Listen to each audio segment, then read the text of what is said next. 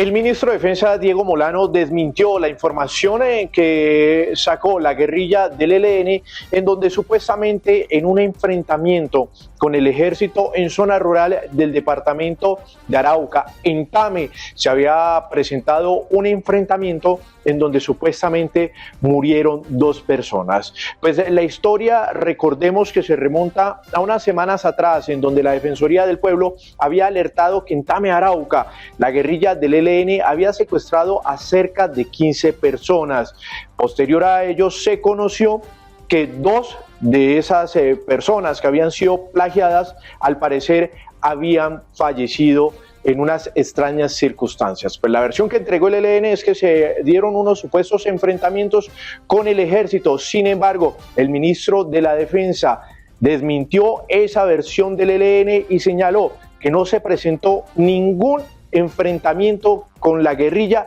y que posiblemente esta guerrilla habría asesinado a esas 2 personas en donde se encontraba un excombatiente de la guerrilla de las FARC. La información que ha señalado el general Mora, comandante de la división de nuestro ejército allá, es que después del secuestro de 11 personas, estas fueron movilizadas a un punto diferente por parte del ELN y allí aparecieron 2 cuerpos, presuntamente uno de ellos, de uno de los secuestrados que pertenecía a un grupo de reincorporados del Acuerdo de La Habana. Ese proceso está en materia de investigación. Se había señalado por parte de algunos medios que habían muerto en una confrontación con el Ejército Nacional. El mismo comandante de la 8ª División, el general Mora, sacó un comunicado expresando que no había habido confrontación con ese grupo, que debieron ser asesinados por el ELN. En este momento se mantienen las operaciones para buscar a los otros 9 secuestrados. Permanece un pelotón de nuestro ejército en esa área con un grupo de fuerzas especiales y además se está trabajando con la Fiscalía General en esclarecer los hechos. Allí en Arauca definitivamente lo que afecta mucho la realidad de esa disputa entre el ELN y disidencias de la FARC que operan en negocios de narcotráfico del otro lado de la frontera y después buscan afectar a los colombianos de este lado en Colombia.